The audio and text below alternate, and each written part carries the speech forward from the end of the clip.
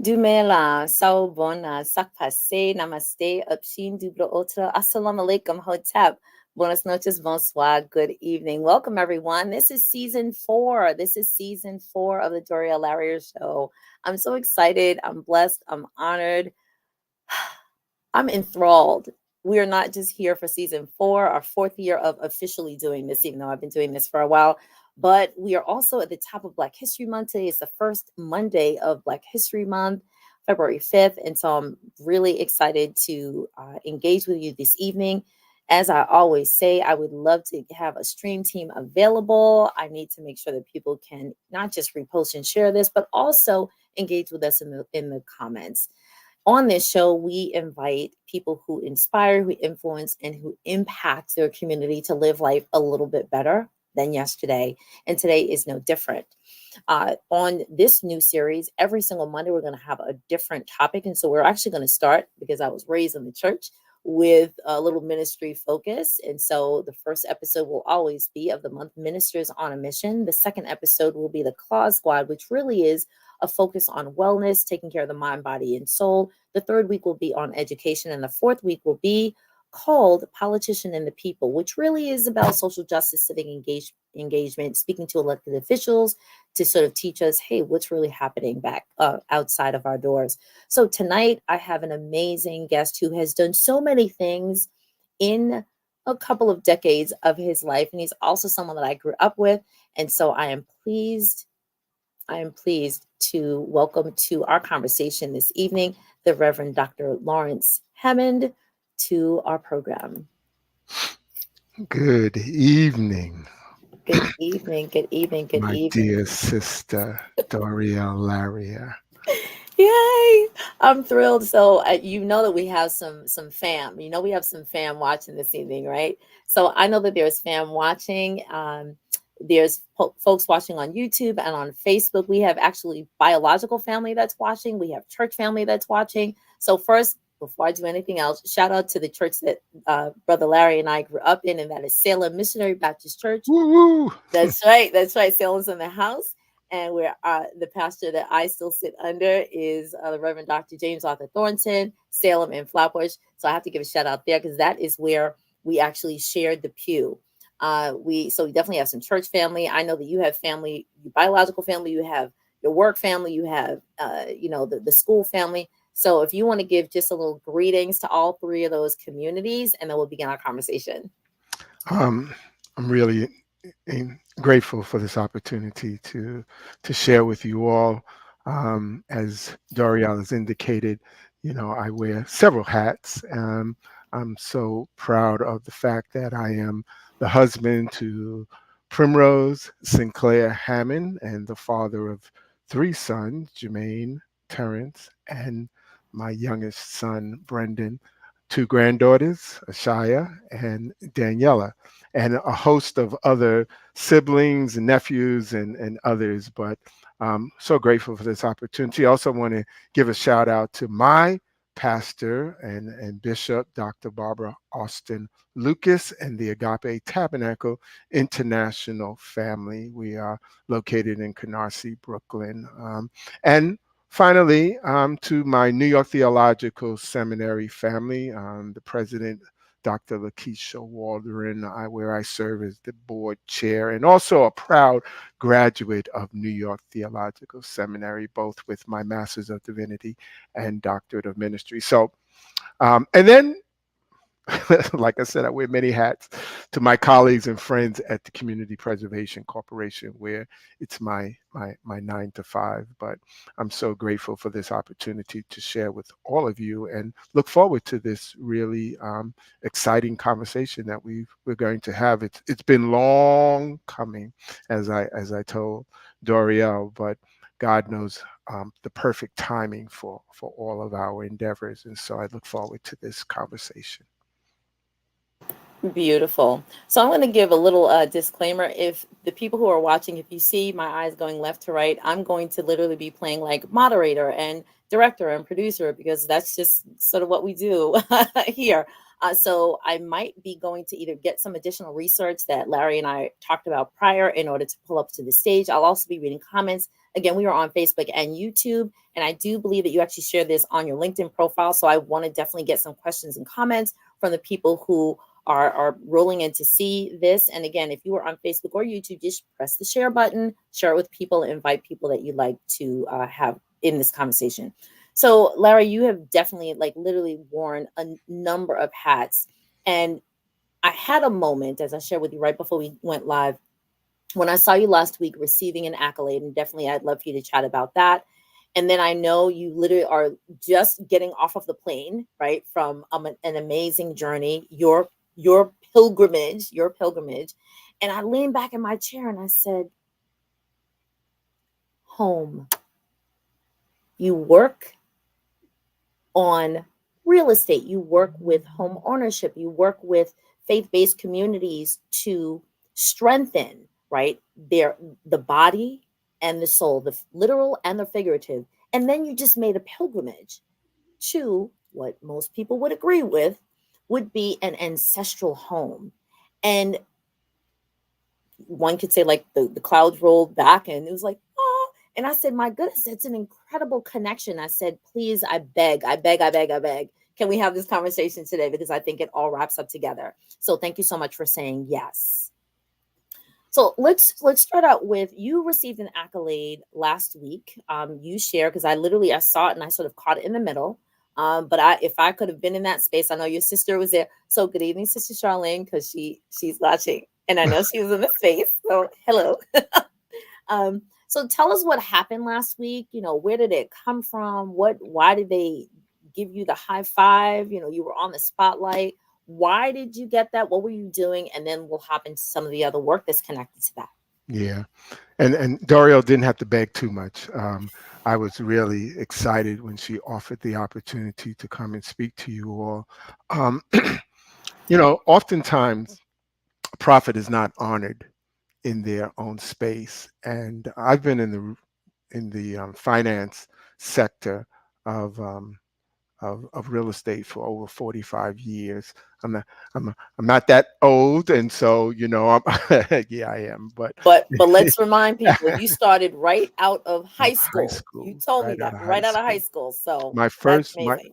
my really first job was working as a teller at Chemical Bank, and didn't realize that it was going to turn into a career that has been both rewarding and fulfilling over the last 45 years, that I've been able to really be transformative or transformational in the work that I do. But Wait, can I last ask a week, question? yeah. Wait, can hmm I ask a question? Was this hmm the chemical bank right on the corner of Church and Flatbush? No, actually, I started at Restoration Plaza on Fulton Street. You went out the community?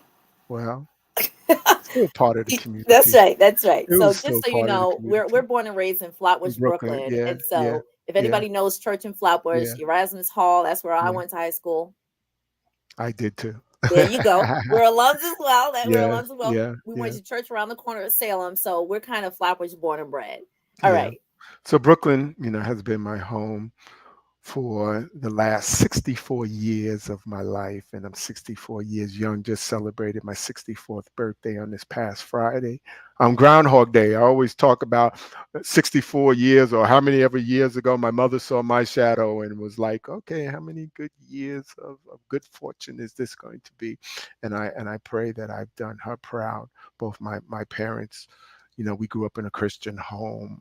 My father was very instrumental in Salem, as well as my mother and my sister and my brother are still um, in ministry. And so our family has been, about ministry for all of those years. But getting back to the question at hand, so I was given an impact award by the Greater Harlem Real Estate Board. It's an organization that focuses on real estate development opportunities and activities for the Greater Harlem community, but even more so, its impact in terms of the opportunities that it provides for people of color.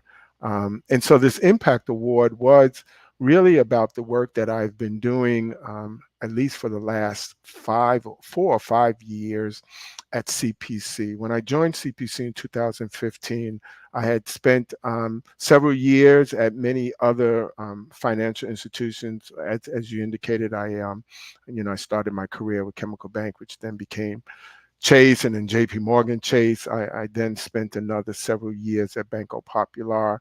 In 2015, I joined Community Preservation Corp, which is a lender of choice for affordable housing. We provide financing to developers that are creating or preserving affordable housing. The link you can see is there.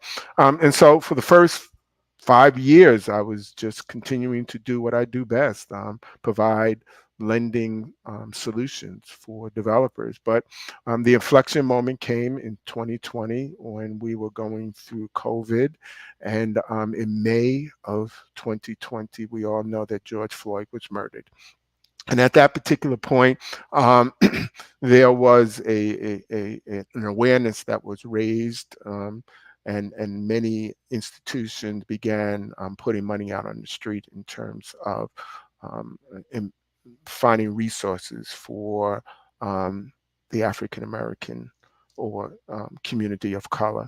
CPC, as I indicated, we provide financing in underserved communities, which tend to be Black and Brown communities. But when we looked at, who we were lending to was a small percentage of Black and Brown developers. And so we put our money where our mouth is. We put $20 million of our own capital to work.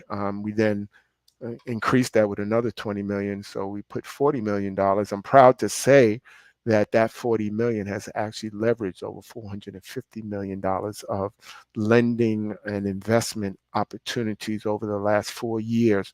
But as a result of us doing that, I was given the tremendous opportunity to lead an initiative that specifically focuses on bringing capital resources, both human and financial capital resources, to Black and Brown developers. My CEO came to me and with this proposal, and then during one of my epiphanies, I came up with this acronym called ACCESS. Acquiring capital and capacity for economic stability and sustainability. And I told them this is the perfect title for this initiative. But I'm going to lend you my intellectual capital, but I want to ensure that I'm part of this endeavor as it moves forth. And so, story told 4 years later. Wait, one Yep, second. I just want to write it down. So acquiring capital and capacity for economic stability and sustainability. Access. Acquiring capital and capacity for economic stability and sustainability. Got it. Okay.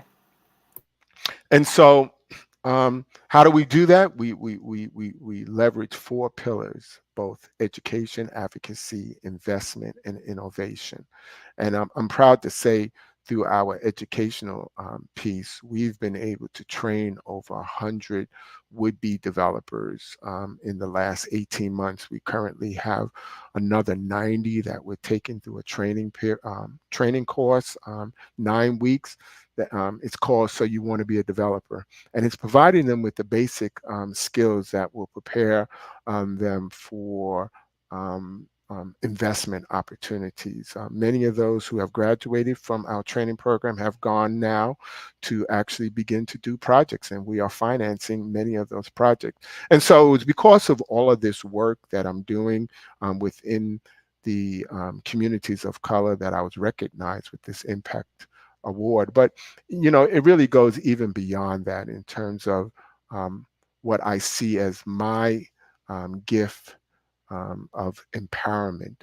I call myself an empowerment strategist. I just kind of came up with that title, and so I'm gonna use it as we continue to move forward. But I've It always works. looked It works.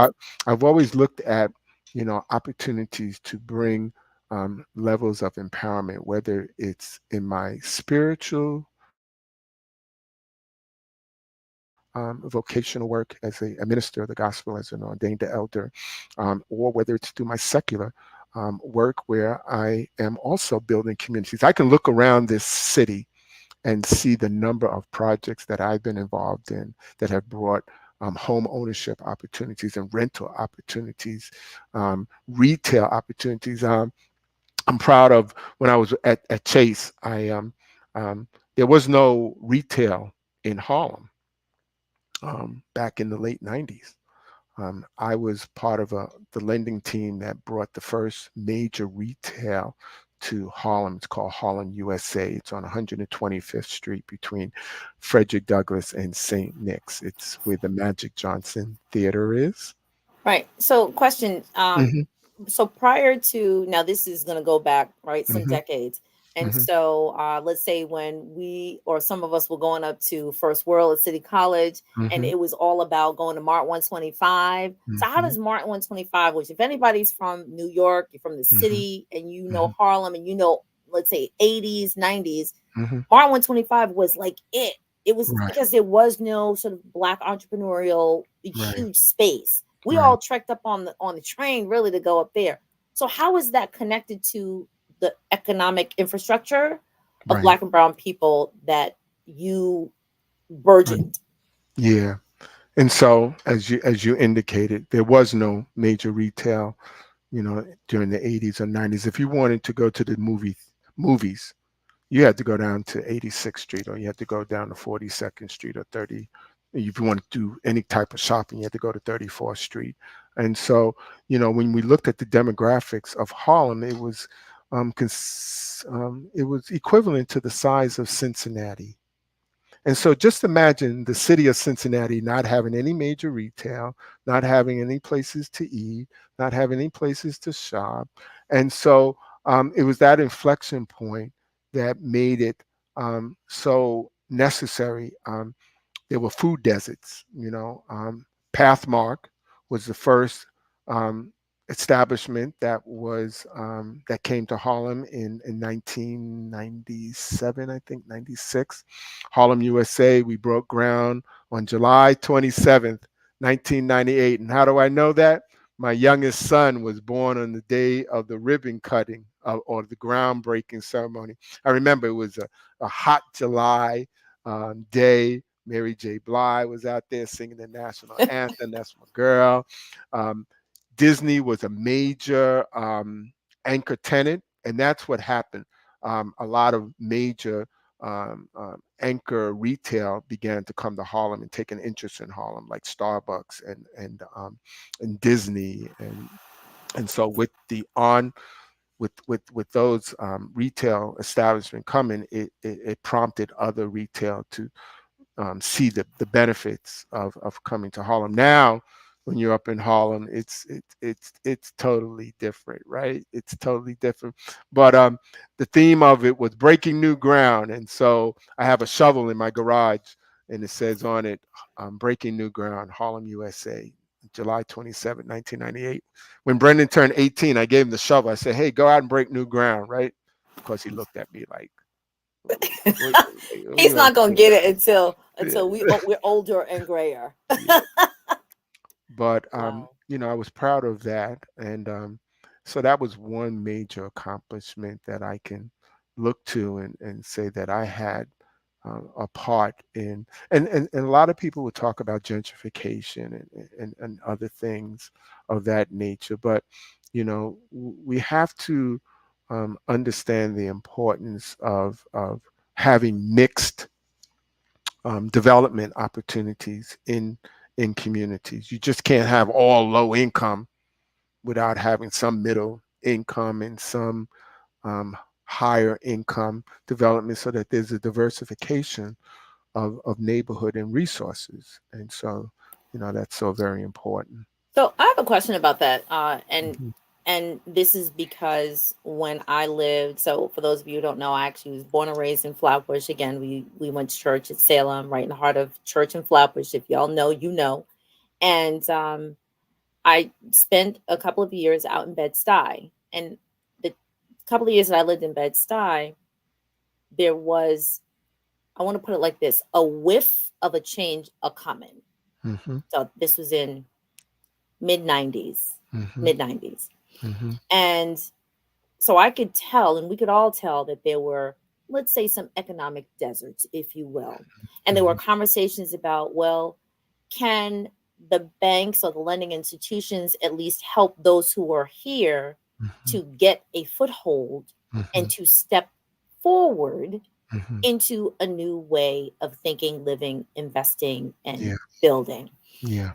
And I'm not the economist, but I do know that that is not just here's a workshop, here's a book, here's a Mhm. class, here's $20 million. What are you going to do with it? It really takes, and everyone knows this word mindset, and it also takes a generation or two Mhm. in order to shift and do that. Mhm. So the question is, what type of town halls or Mhm. community conversations or Mhm. weigh-ins from the Mhm. various people who are already in those communities did you Mhm. participate in, make Yeah. available so that people could sort of at least have some behind the closed door ears of what really was happening? And then how did you support the shifting of the current residents, Right. the residents from that time, so that to say, hey, we need some new money?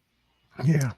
I think it's always a matter of, making yourself um, prepared for the shift that is to come, and oftentimes it's a lack of education. A lot of people are underemployed, and so they cannot necessarily always take advantage of the opportunities that are happening in their community. So education is a vital part of the growth of any community, ensuring that the people within the community have the means and resources to get the type of education then that prepares them for employment that will help to foster and cultivate income streams that are readily available to take advantage of home ownership opportunities. I think also with all of the various subsidy programs. And so there's a partnership that's created through both public and private for the development of affordable housing. You can't do affordable housing without some governmental involvement. And the government always requires that there is a certain preference or set aside of affordable units, even in mixed development projects. There always has to be some component of affordability in order to be able to access the various subsidy sources that help to bring about affordability. And so, um, you know, it's also, being in a place of advocacy and having your voice heard and being a part of the political process and being represented in those forums. We talk about voting and the importance of political activity and activism, and I think that's also a critical part of ensuring that the resources that are coming to your community are there for you, and so you have to be at the table. And I think that's a critical part of how development is done in various communities. So now let's shift into how this work over the past couple of decades Hmm. has connected with the spiritual work. And so again, as I Hmm. was having my little epiphany, I was thinking Yeah. you're working with development of land, right? Hmm. Home ownership, Hmm. building communities, building places safe, affordable, um, with a connection to ownership so that people can have literally and figuratively a stake in the ground. Hmm. And then that's one part of your life. That's like your day job. And then the superhero cape that you wear in the evening is that you're growing in ministry and you're growing in like building the home for the soul. Right. How did that Right. tie in? How did it Right. connect? And how did that sort of um, polish? I'm always going to use Hmm. this word polish the work that you do during the day. Right. Yeah. Um, I always say that I've been strategically aligned in both my vocational and my secular work. That God has a funny sense of humor. I remember when I started at CPC in 2015, June 1st, 2015, my first day at CPC. Um, at that time, my team leader said, "Hey, Larry, I want you to come with me to a meeting." I says, "Okay." He says, "It's with some faith-based leaders." I was like, "Faith-based leaders, huh?" my first day, Right. That was a new turn. That was a new turn. That wasn't even like a thing. right, my first day, I'm going to a meeting with faith-based leaders about development. And I said, wow, God, you got a funny sense of humor. And so I realized right then that God was always continuously aligning me with purpose and with mission in order that I may be able to manifest all that has been given my hands to achieve and accomplish. In my spiritual life, I understand that when you look in your hands and you determine what it is that God has placed in your hands to achieve and accomplish, then you have to use what's in your hands in order to continue to do your God ordained task or responsibilities. And I know that God has placed within my hands certain strategies and tools for the building up of the kingdom. And when I talk about kingdom building endeavors, I'm not just talking about that in the spiritual by and by, but I'm also talking about that which we do while we're still here, present. And so it is like in Nehemiah when he went back and looked at the ruins of the wall and realized that he was called to rebuild and be a repairer of the wall. I know that God has called me forth to be a repairer of the wall, not only the wall, but the people that reside with inside of the walls. And so it's also about building up people in their knowledge and understanding of how they are to be faithful stewards over the resources that have been entrusted into their hands. My dissertation was biblical literacy for financial empowerment utilizing biblical parables. And so I utilized several parables from the book of Luke as a means of providing financial strategies for individuals, that they could understand that as they continue to put God first in the midst of their lives, even in the midst of financial crisis or distress, if they are to remain faithful and understand the importance of putting God first, that they will in fact be able to reap the benefits and the harvest of sound financial stewardship principles. And so I think that's really important as we continue to look at our own financial journey, that we are utilizing the word of God as a tool, but also understanding our role and our importance in ensuring that we are faithful to what we have been given into each of our hands. And as a result of that, that God will in fact bless us. In our church, we talk about we don't subscribe to worldly income, but godly increase. And some people are always looking for, how they can make more money on their jobs, but it's really about how you position yourself for the godly increase that will come in the midst of your lives. Well, that's a word right there. Hold on. So I wanted to say, there we go. Worldly income versus godly increase. I love it. I love it. Okay. Okay. Um, so you start out, and I'm actually trying to envision your face when your first day of work. Here it is that you're thinking, okay, I've made it. Here it is, I'm going to be the big financier, or I'm going to be like the big bank person. And so I was like, hey, come on. Now, of course, you don't talk about your faith at the interview, right? You don't talk about your faith on the job, like what is it, politics, religion, and whatever the third one is that you don't talk You about at don't work. have to talk about it; they just see it exude, Right. right? And that's what, and so I'm thinking, hey, come to this meeting. It's faith based. And I'm envisioning you, let's say, walking beside or maybe a step behind just for respect, right? On the first day. And you must have been like,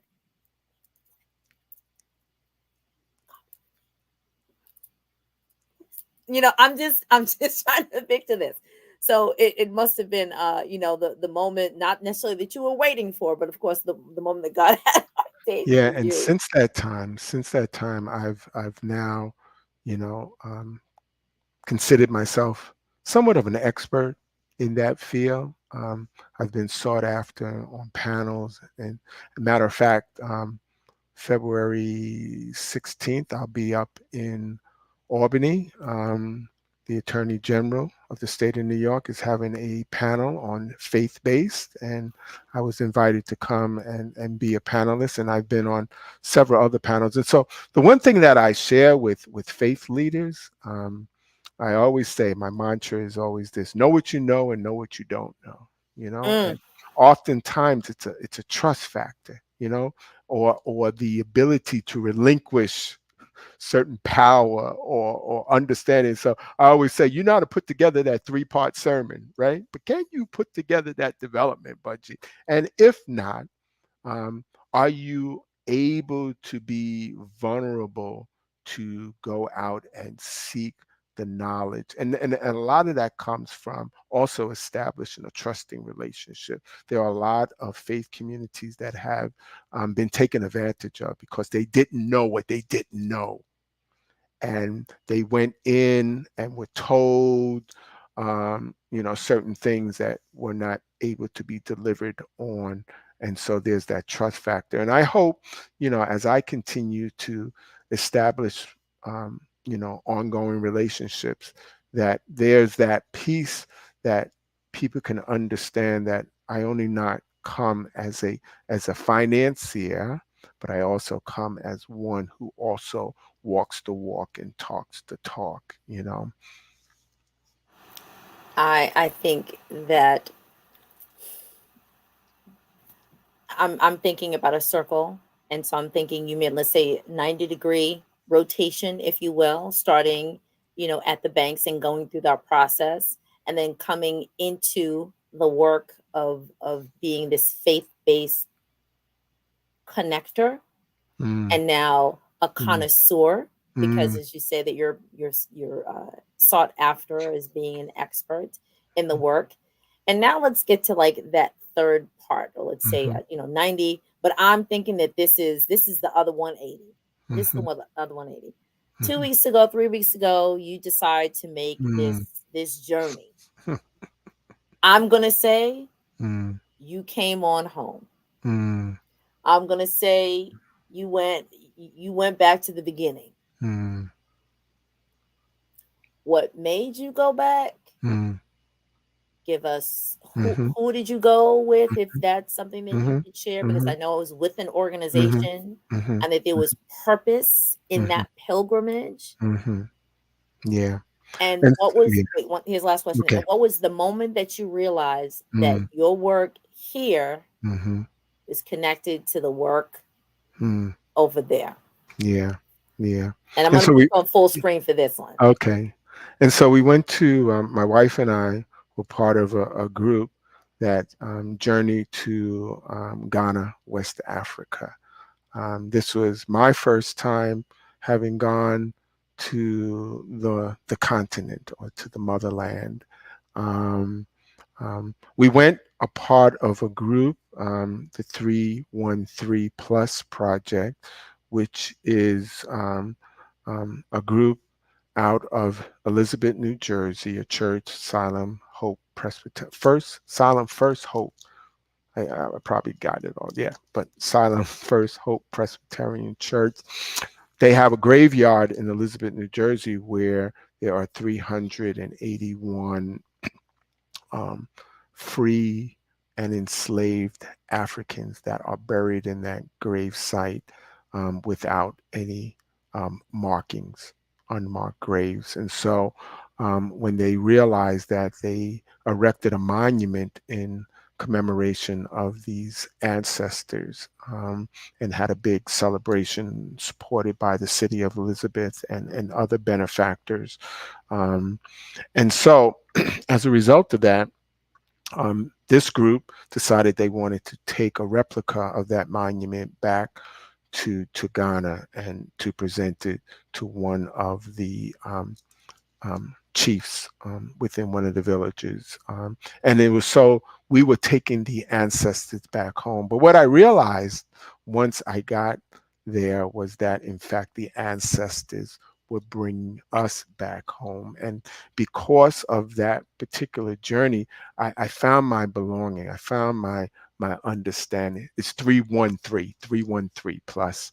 Um, there were originally 313, and then they found more graves. But that was such an empowering time. We actually presented the replica, the monument, to one of the paramount chiefs in Aquapone, Ghana, and because of that, we now have established a relationship there, and there'll be more things that will be happening.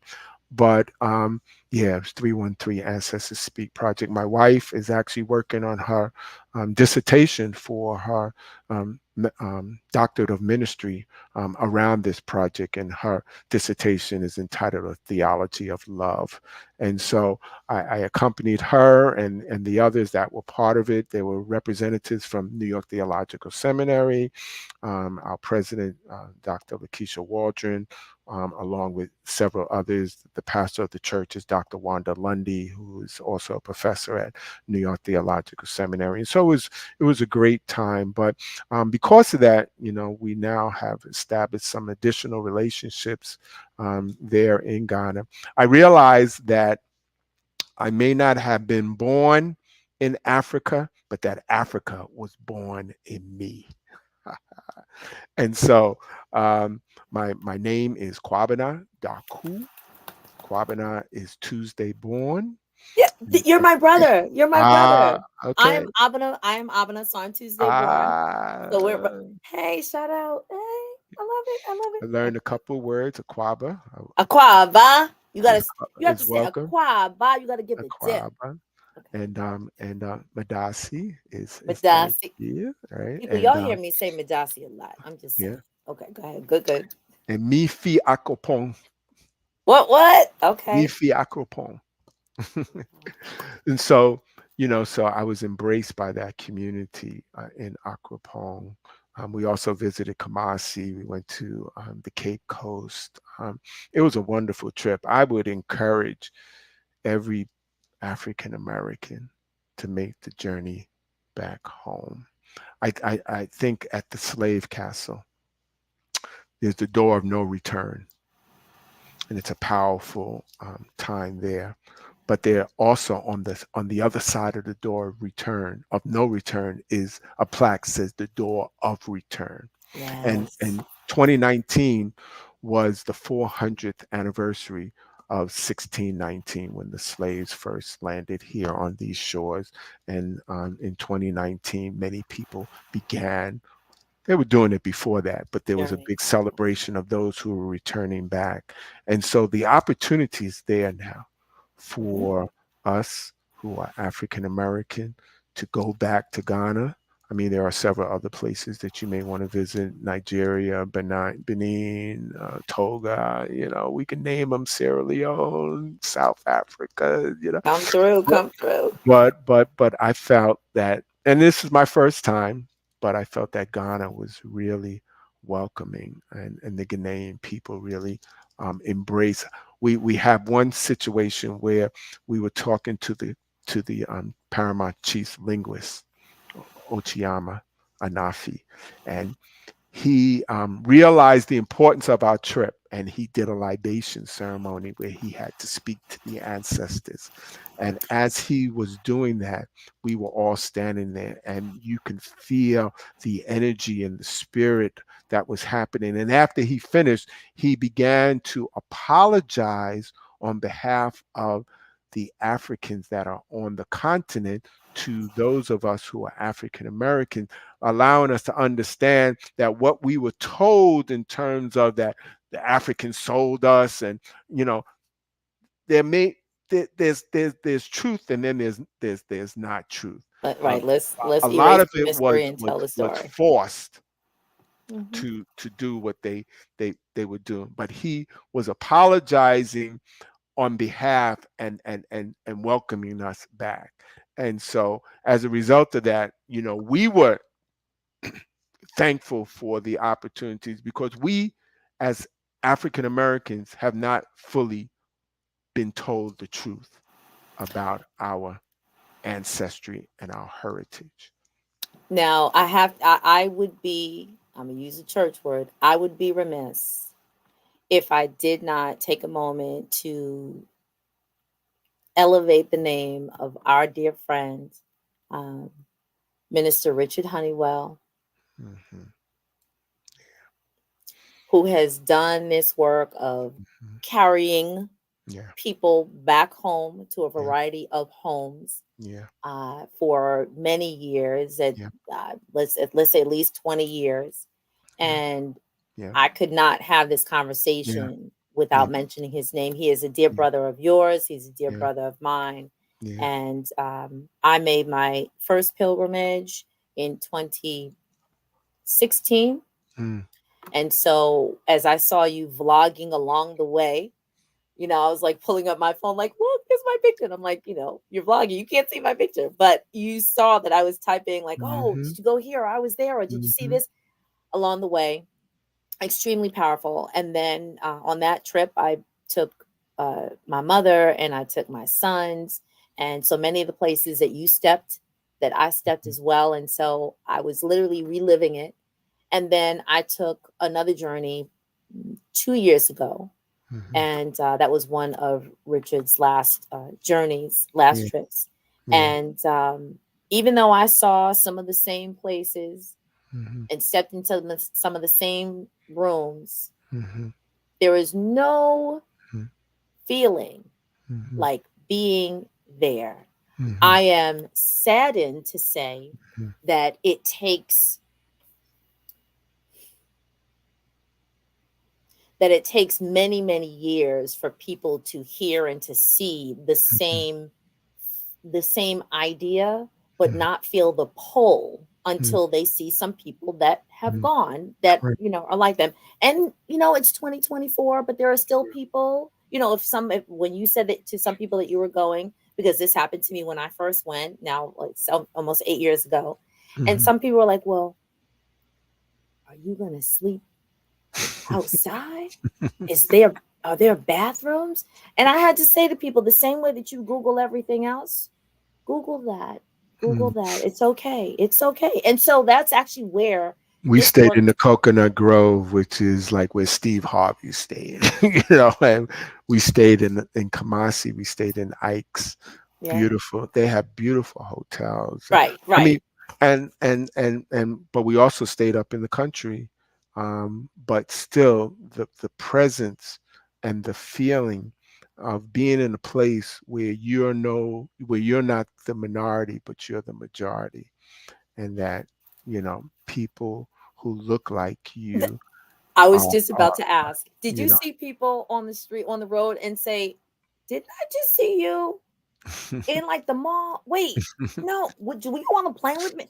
It was incredible. Down we at were like on a plane. Fish. We were on a plane with someone, and then when we got to Accra, we were going into the Accra Mall, and the guy that was on the plane sitting next to us was going into the mall. We were like, we just No, well, actually, I'm talking about seeing people just and thinking, you're here.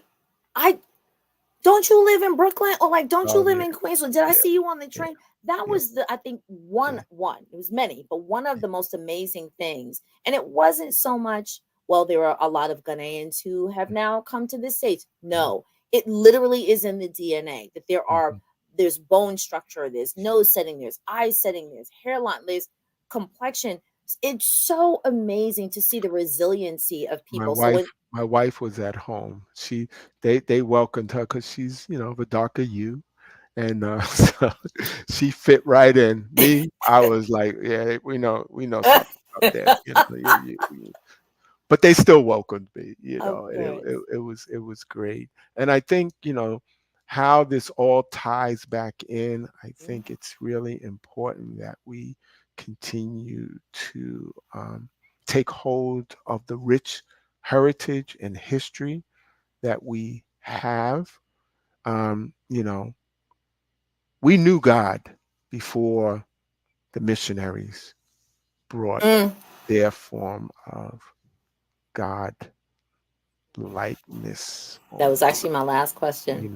but and we cannot be. We have to be adaptable to the experiences and not be so caught up in not being able to embrace other things that are perhaps foreign to us, but to be open to how the spirit is moving in the midst of community. I think that's so very important. So, given the role that you have at NYTS at New York Theological Hmm. Seminary, and if you would state once again your Hmm. role Yeah, at New York Theological yeah, Seminary. yeah. Chairman of the board of trustees, and we're preparing men, women, and men as thought leaders, to be revolutionary, restorative, and um, I'm missing one R, but anyway, revolutionary. It's but it, okay. but but President Waldron, we got him. We got him. but it's great, relevant. Yes, There relevant. we go. Okay. It just took a little while, but we're looking at ways that we can continue to partner with others that are on the ground there. We have many students, former students that have graduated that are living in Ghana. We were hosted by several that have done work that are on the ground there, some that live here and go back and forth. And we're just looking at more opportunities to really partner with those because they're eager for the resources. They're eager for those that can bring their various skill sets and thoughts. Revolutionary, restorative, and relevant. Yeah, see, got it.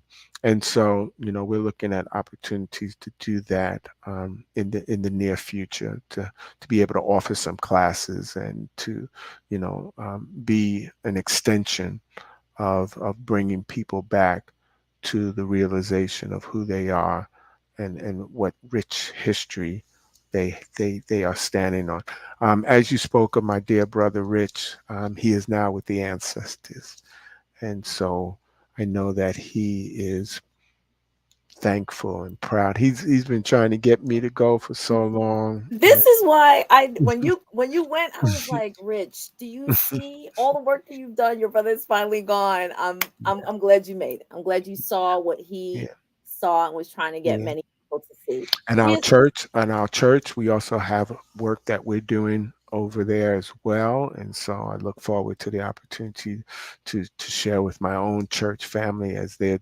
endeavoring to continue the work that we've established in Kamasi and in the Jesu. So we're just there's so many different streams of activity that is happening that I'm just excited about the next phase of this journey and what God is looking to do through me in partnership with others.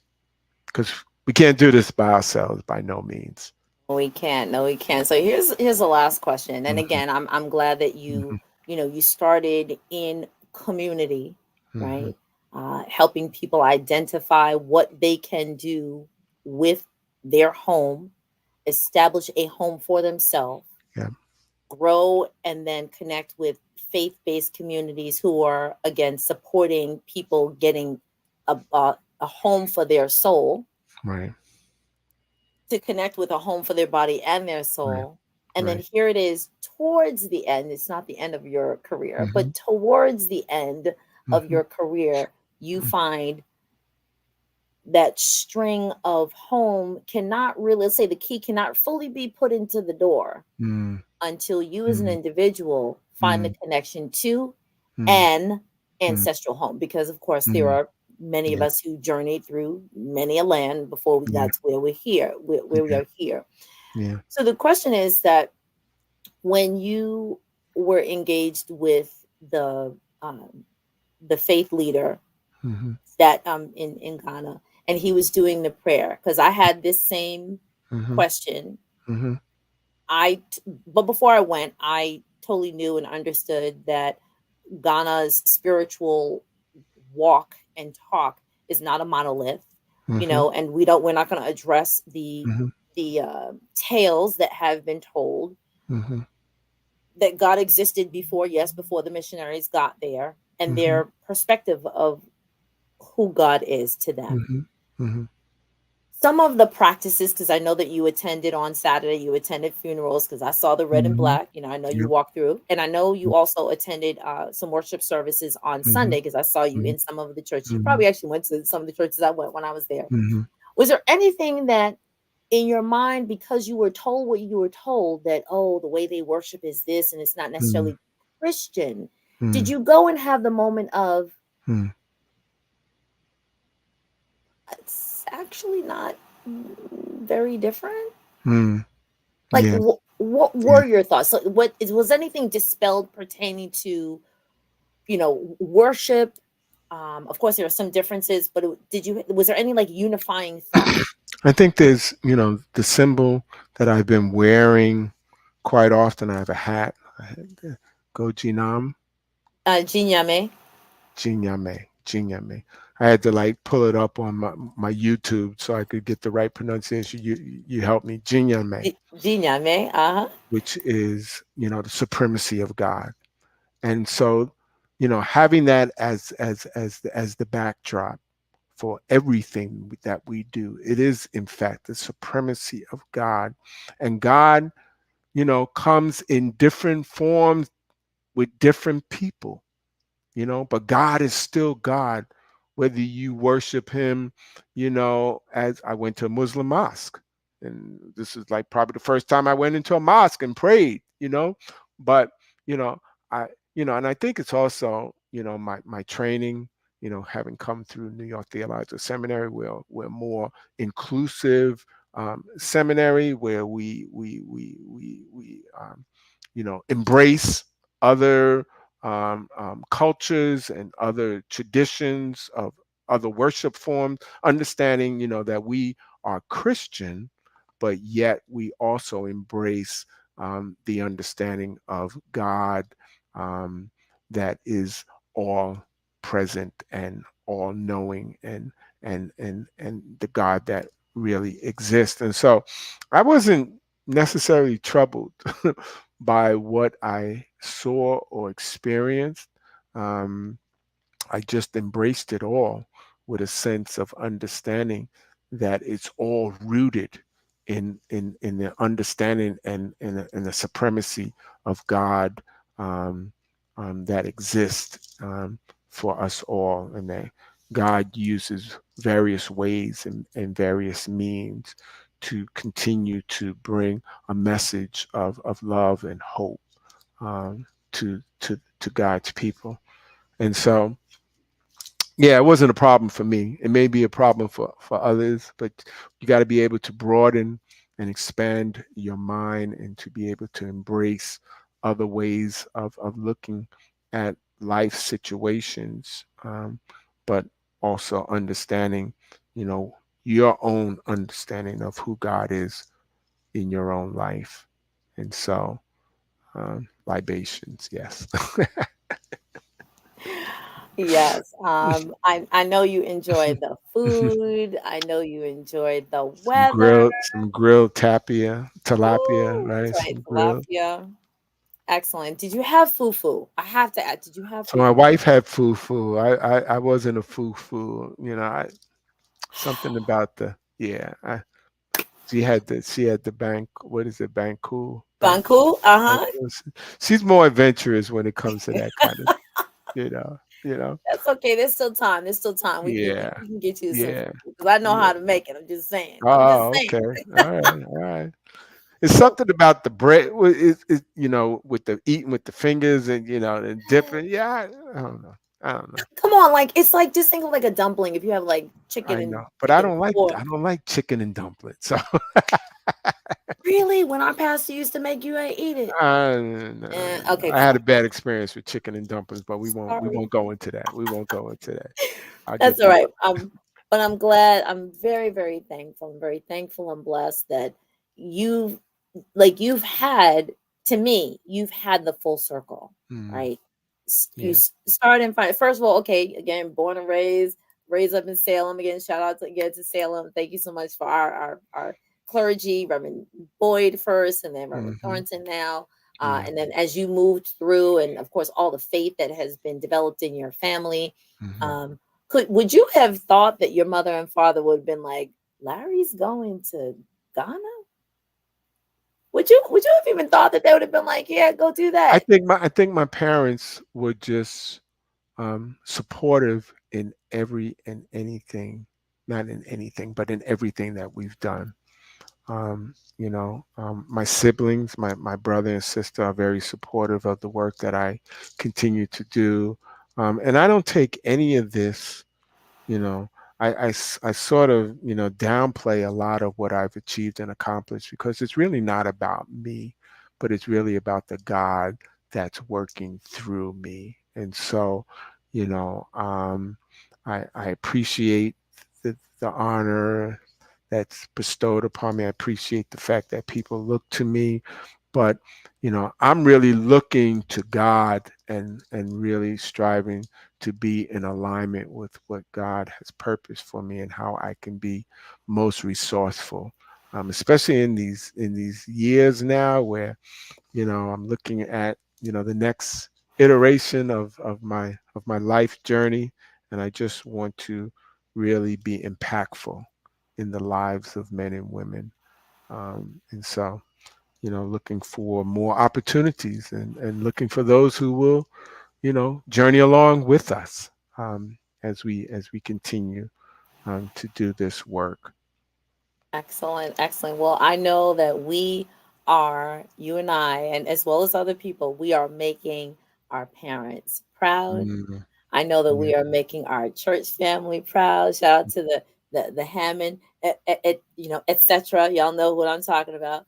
That we're making our families proud, and I'm very, very thankful again, once again. So I think that people have kind of just been watching it. I've been trying to like check all the posts. So I hope Mhm. people, if there are any other questions or comments, please drop them in the chat. I can see Learn to Grow You, that business page, and I could see YouTube.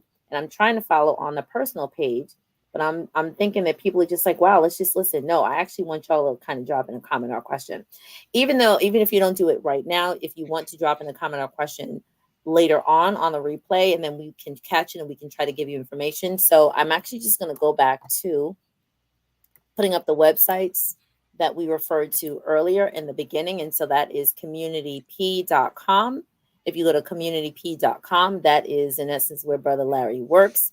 And then this is where he serves as the chair of the board of trustees. Like, what God, that is incredible. That is incredible.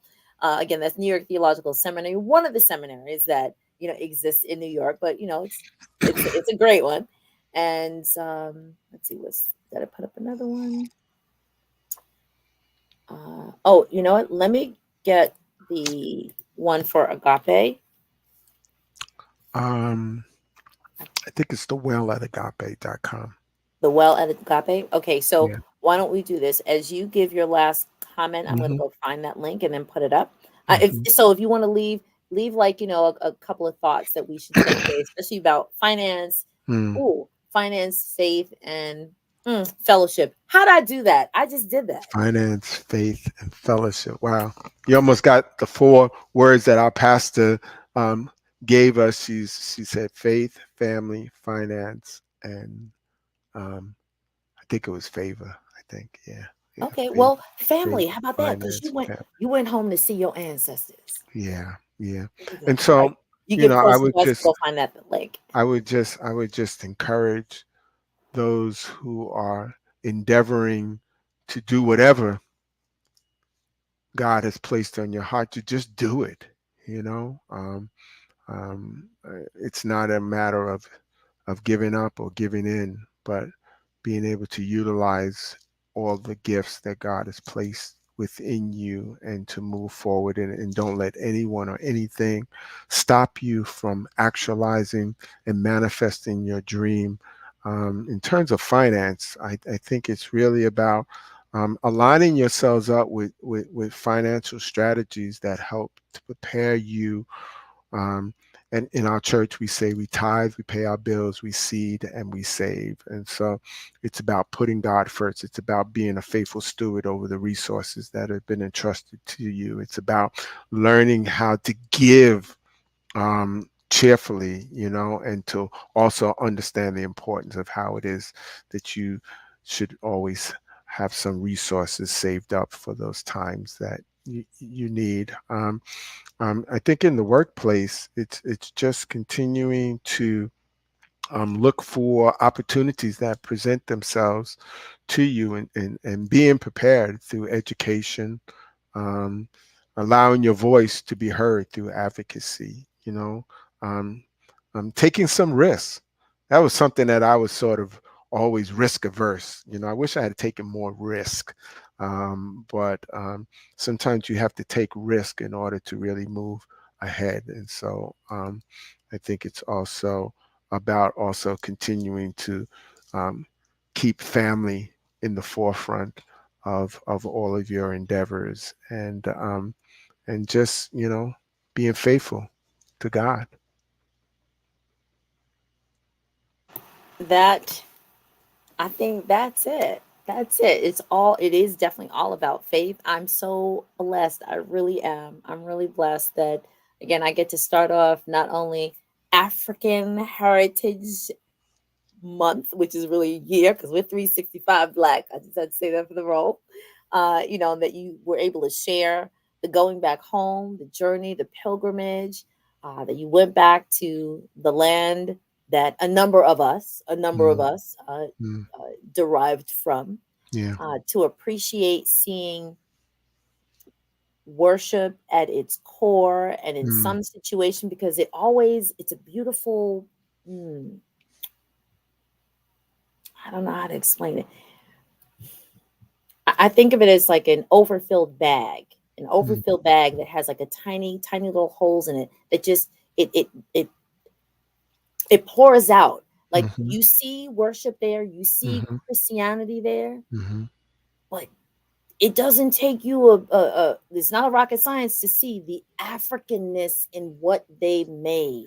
There's an exuberance of expression, and it's That and it's is, and it's you caught can't, up in the music. It's caught up in the beats. It's yes, caught up in the drums. It's the full expression of the godness in in each one of us. excellent. Now, did you, last question, because I always do this. Hmm. Did you vlog to keep it somewhere? Because I know you vlogged on Facebook, but if we wanted to sort of catch any of your moments, did you like set up a page?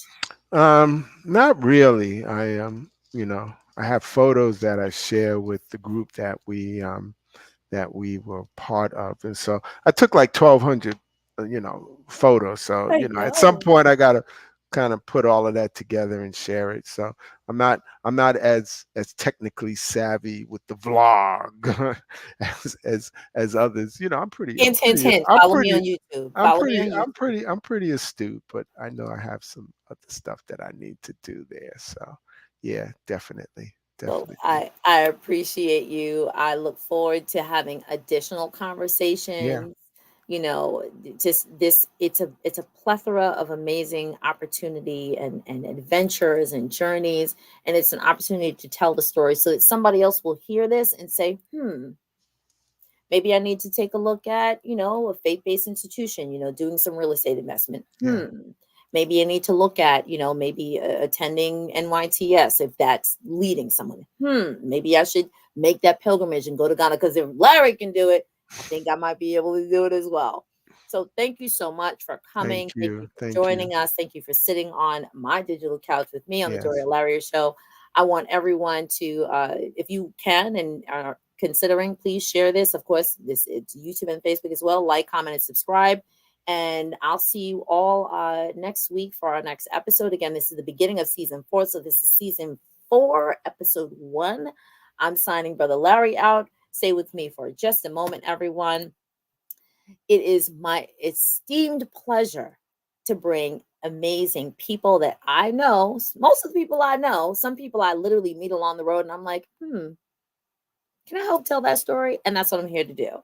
The things that I love to talk about, ministry. I love to talk about education. I love to talk about wellness, and I love to talk about social justice and civic engagement. If you know anybody who fits those 4 categories, please send them my way, because I'd love to just share them with the community that I have. That it's not just here in New York, because I'm a Brooklyn girl, but it's literally across the nation, and it is across the world. And I intend to continue to grow across the 7 continents that we have.